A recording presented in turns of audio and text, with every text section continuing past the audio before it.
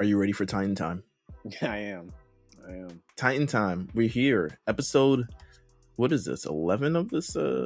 Episode 11. Damn, That's 5 crazy. more episodes left of this season. I'll be honest with you.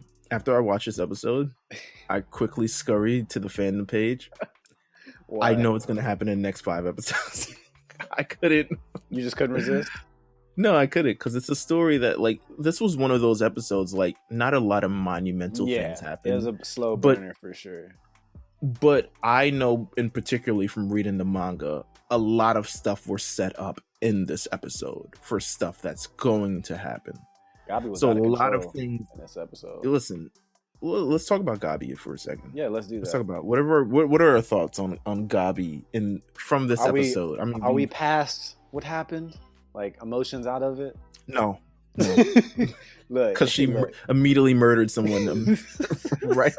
Okay. Starts off the episode with murdering someone else. So no, really, like that's a crazy scene too.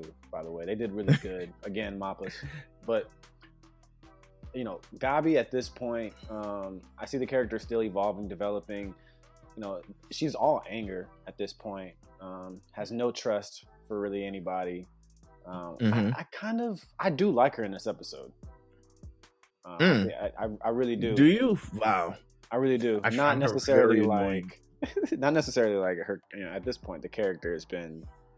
I'll never like have respect for the character off that episode, but I can see the development and what they're probably headed with when it comes to what they want to do with her in episodes to come. Like I said, I'm not caught up on the manga, but I can see that they're definitely trying to find. It's like Eren from a different perspective. Yeah, absolutely. It is 100% Universe 6 Eren, or something along the lines of rather. Let's talk about it. We get into this part of the episode. I'm going to call it, well, the majority of this episode, I would say, is the Teen Titan Adventures of Ben and Mia. Yeah. The irony, the everything that kind of sort of happened there. So, I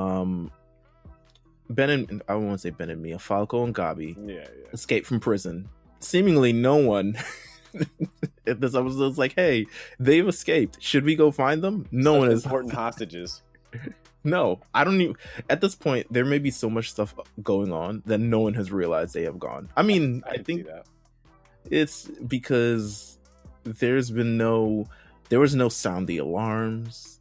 There was no get those kids. There was no security in the distance. What was in that bag? Bricks?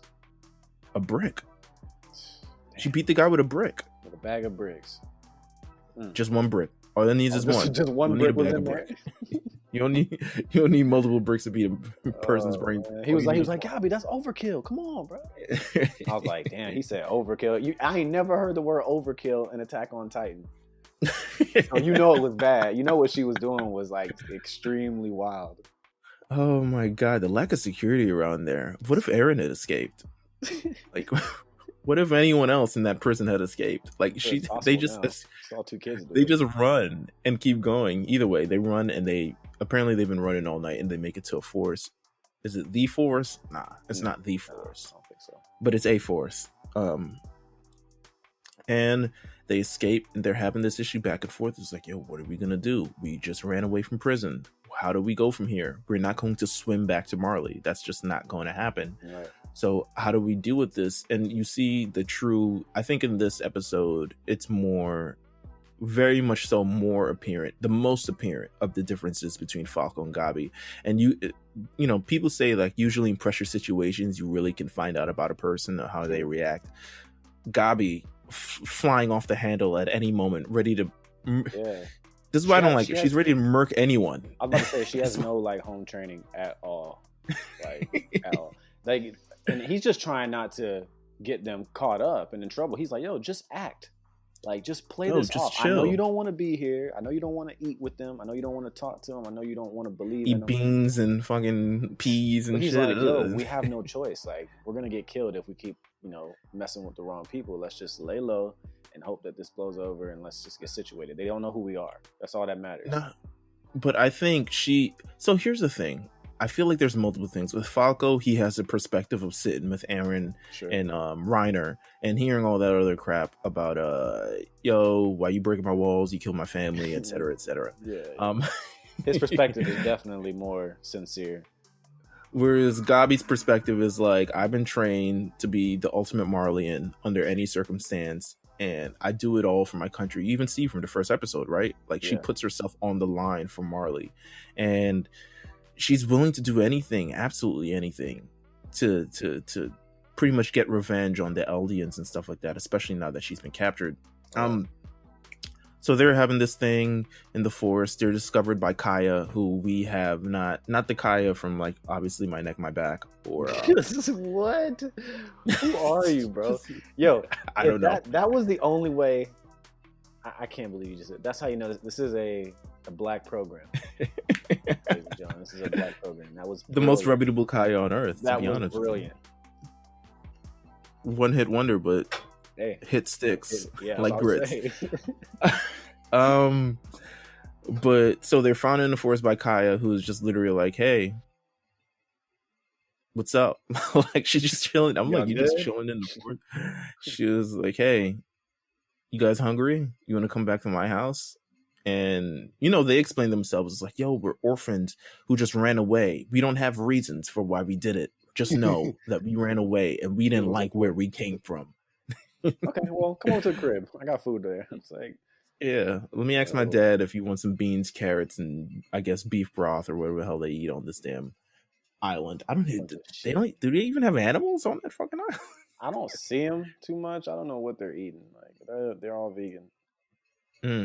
It looked like chunky chicken soup. Remember that football player who used to hawk that shit?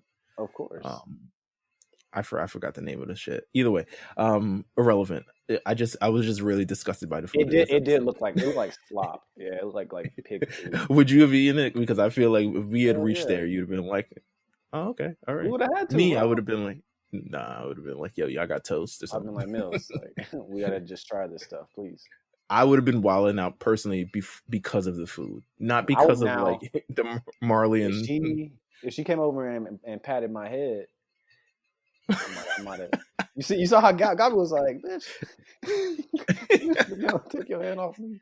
She really don't want nothing to do with nobody. Get your filthy monkey hands off me. Something like that. She's so torn up inside that she can't just let it go just to get somewhere better. You know what I'm saying? The propaganda is real, right? Like, this is like it's like she is 100% in there, and then she's trying to, like, you remember when she got there, she was like, "Yo, we're just gonna kidnap one of these horses and ride off." I'm like, "Ride off where? You're on an island." She was ready to kill that little girl. She was ready to kill Kaya. She literally grabbed a rock. Oh, a rock. She grabbed a rock. Just she was like, "Yo, case. I'm about to rock this bitch real quick." What is wrong with you? Like, what is wrong? I'm about to rock her real quick. About to rock her world at all. Like, she just said, "Hey, how are you guys doing?" And she's like, "Let me grab this rock right here." She's really got issues, dude. She's really got issues. Absolutely. So of course they're taken in by this group of orphans, essentially. I mean, this family has taken in a bunch of orphans, apparently. Everyone who was affected by the attacks 4 years ago at the wall is an orphan there, and who've lost their parents and so something of the rather, which includes Kaya, by the way. And as we learn throughout the story, but it's a tale of two worlds, because you really see Falco, especially when they get to that scene where well, first of all, I love the scene that they reveal that you're Marleyans. Just like, yeah, I know. You guys said it wild out. Come on, bro. You guys said it out loud in the forest. Like, you think I wasn't listening the whole time? Like, you're in an empty forest out there screaming about, like, Marley and all this other stuff like that. But the thing is, it's like, because of the events that happened probably like even 3 or 4 years ago, they're not wilding out if a Marleyan shows up. Plus, they don't even know the fact of, like, the identities of, like, Annie and Berthold and Reiner and stuff like that. Exactly. But they know Niccolo, who's just like, yo, Marleyan extraordinaire. That guy, he throws down every time. So they're not even tripping over any Marleyans. So they were just like, yo, yeah, I know you're Marleyan. But there's this exchange scene. It's really the final scene of the episode, where there's this exchange back and forth. And it's really like an ethics kind of conversation, maybe even philosophy yeah, philosophy a little bit in there for sure. In just in terms of like where Gabi was like, you don't feel any guilt for the things your people did a million years ago to the entire world and destroyed races and smashed people, and Kai is like, I just got here like 12 years ago. Yeah, bro, what you want? How do I have an opinion on that right now? Yeah, my mom is like, she might be 29, 30, something like that, but she didn't deserve any of it. Like, she didn't do anything. Yeah. We've just been living here. You know what I'm saying? Like, my mom she couldn't even move to run away from the Titans. So we've done nothing wrong. We want to know why this attack happened and why our lives were affected and stuff like that. And it really was like, it's legitimately like physically and metaphorically like putting the situation finally in Gabi's face and like forcing it in her face. Right. A situation that might have been presented in a lot more, while it was definitely a lot more, I would say, intense when it happened to Falco, it was a lot more mellow until Eren decided to tighten up and, of course, and blow up the entire house. Yeah. But it was very much so brought to Gabi in an intense way. And it's like, yo, why were my parents killed? And she didn't really have an answer. She couldn't I didn't, until Falco was like, yo, they came over 4 years ago. They were supposed to do this, supposed to do that, blah, blah, blah, blah. And this was the whole thing. And I think everyone's kind of learning. This is the continued thing of season 4, the final season, that everyone's learning that beyond Marleyans and Eldians and Paradis and all this other stuff, that at the end of the day, we're all people. And everyone has a different perspective on stuff like that. And ultimately, there's a big theme, I think, also in this season of like trying to stop the violence from continuing. Right. And I think that's kind of like what's happening here. It's like at least having this dialogue so people see what other people see, and this cycle doesn't really have to continue anymore. Yeah, it is a strange like line of, it's not racism, but it is there's this weird line of like prejudice. It's like racism, but they're like made up racist. Yeah, like exactly, like they look. It's definitely racism. It is, but they all look the same, physically. But it's down to like bloodline at this point. It is a crazy story, like classist. It's a weird story that they're trying to tell, but you see that it's real, and I think they use Gabi as kind of like that telescope of seeing how someone who really hates the situation, how they would react at all times, and she's just on. That's why she's on 10, just constantly, just real Absolutely. Hate, So I think it tells a good story. It is something that needed to happen, and like you said, I can see if this was meant to really set up a lot of things that happen in the future, in future episodes. I can definitely see. Oh yeah, for sure. Well, actually, this, I think. Well, no, it definitely is. Everything is setting up in this episode, because I was about to head to another thing that I know is setting up in future episodes. Let's talk about Floch and them. Talking about Floch and them. Floch and them. Floch, traitor. Yeah. Who saw it coming? Come on, man. Should have known. Easy. Light work. Yeah. He wasn't even an original character. He was introduced in season 3. I was like, so you already know what's going to happen. Yeah, capping real hard. Like, you're not even one of the original 6 or 7. You didn't even die. If you'd been introduced in season 1, you'd be dead by now. I just want you to know, Floch, the fact you're here itself is a miracle. By you just existing in season, and managing to outlive Erwin for whatever reason. Right. So Floch and them. Floch has got a group of traitors, and these traitors leaked government information to the public. Now, are you against this? Or you feel like me? leaking government information to the public so people know what's going on, so they can. Everything doesn't need to be known. Okay, not everything, especially when it comes to like information. Eren and them. Yo, man, some of that stuff. Sometimes they're just trying to protect their people, like on a level of, hey, this stuff is so deep that if you knew about it, it would drive you crazy. You know what I'm saying? Listen. The people are already been driven crazy because they want the freedom of their man, Eren Yeager. Damn, that would have. Like you almost he did nothing but save our lives. Well, I mean, to be honest, his speech for Eren, I mean, after he finished, I was like, well, that makes sense. I wasn't like totally against, the stance he was taking. It's pretty good stance. Just like he was, but I mean, he's definitely advocating. He's on the side, it seems like, of Zeke and them. Which, I mean, if Aaron's on the side of Zeke and why I keep calling it and them? All right, because we black. Zeke and them, and Eren and them. Even though they're both Zane and them. Yeah. Nah, we don't got time to name the whole team. But they're with that side, so they've been jailed immediately because Floch was just like, yo, Floch, we gave you sexy gear. We let you fly in the blimp. We let you drink all of our possibly spiked liquor, maybe. And you still traded us, And so they're locking him away along with the other people in there. And then they also have some questions for your homegirl, Yelena. I mean, that's fine. That's fine. They got questions. They can question Yelena if they want to.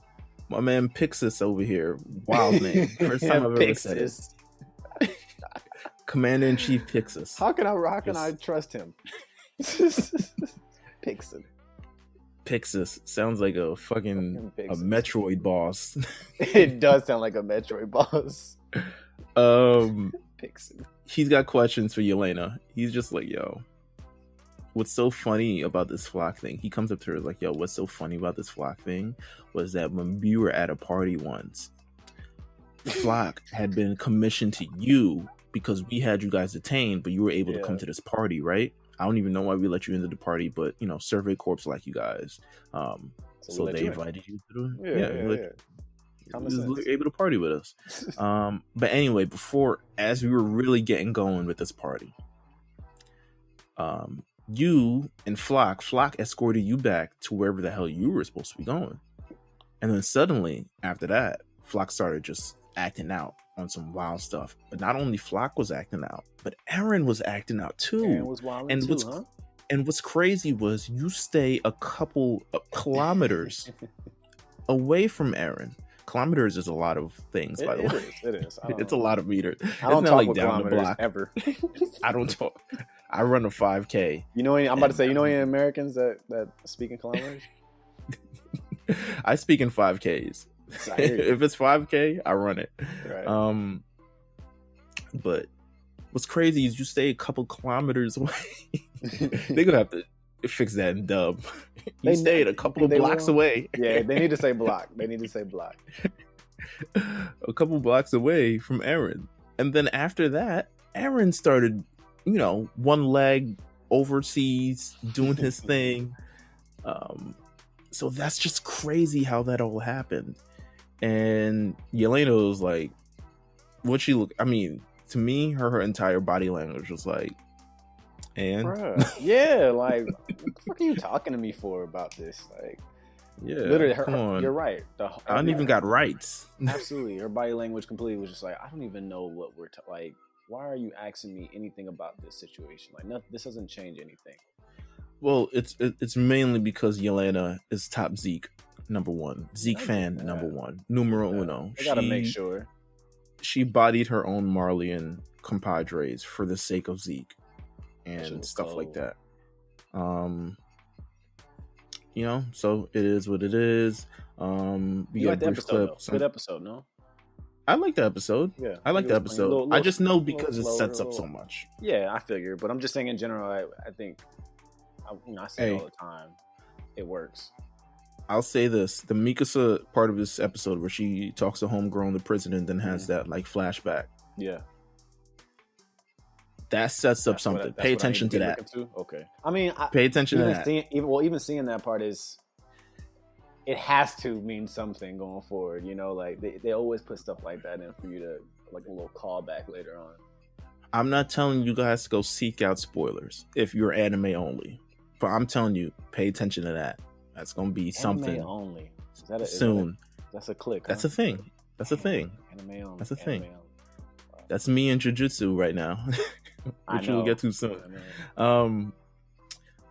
I would be remiss if we didn't talk about the post-credit scene, because we love a good post-credit scene. Absolutely. And the only thing I'm about to say about this post-credit scene is it's about to turn up again. Because we don't get too many days off from this shit. Like, nah.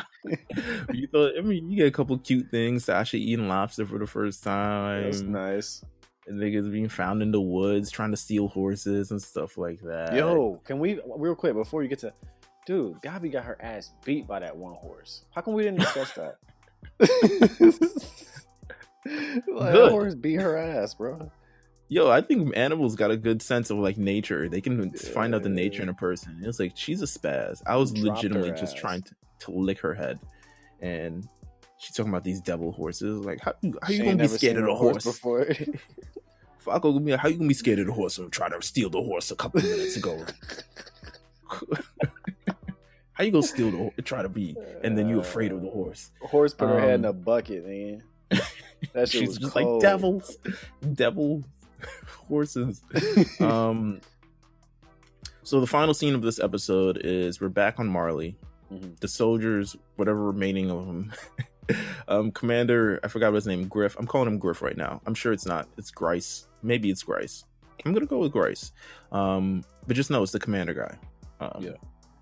He's just like, yo, we've done the paperwork.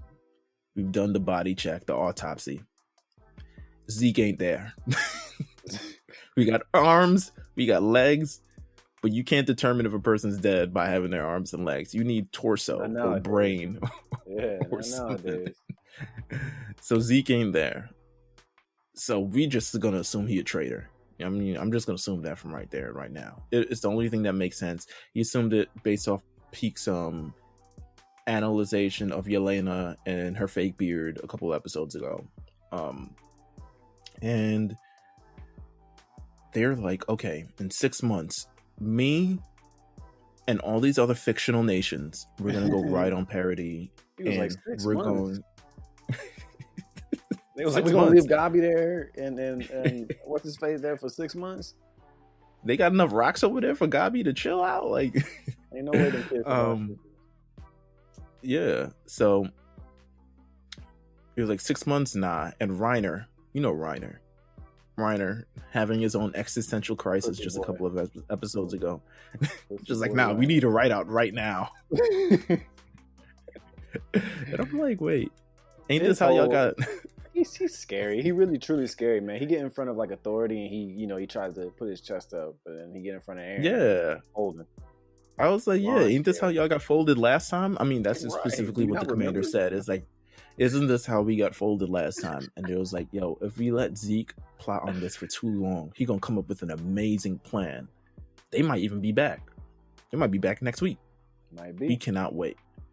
We gotta head over there now. So the plan is, it's part 2 of what's happening from season 1. We going back. Electric Boogaloo, the Invasion of Paradis part 2, Electric Boogaloo. So we have that to look forward to. Sometime during the season. Will it happen before this season thing cuts off and we get the second half of the season? I don't know. Yes, but we'll see what happens. You can kind of tell, I'm sure. Does it? Tell me. No, I'm not going to tell you. This is Titan Time. We broadcast this to people who I'm sure only love the anime. But that's the end of Titan Time. We're going to talk about a whole bunch of other animes up next. Make sure you guys stay subscribed to The Lookout. And yeah, we'll be back. Yeah.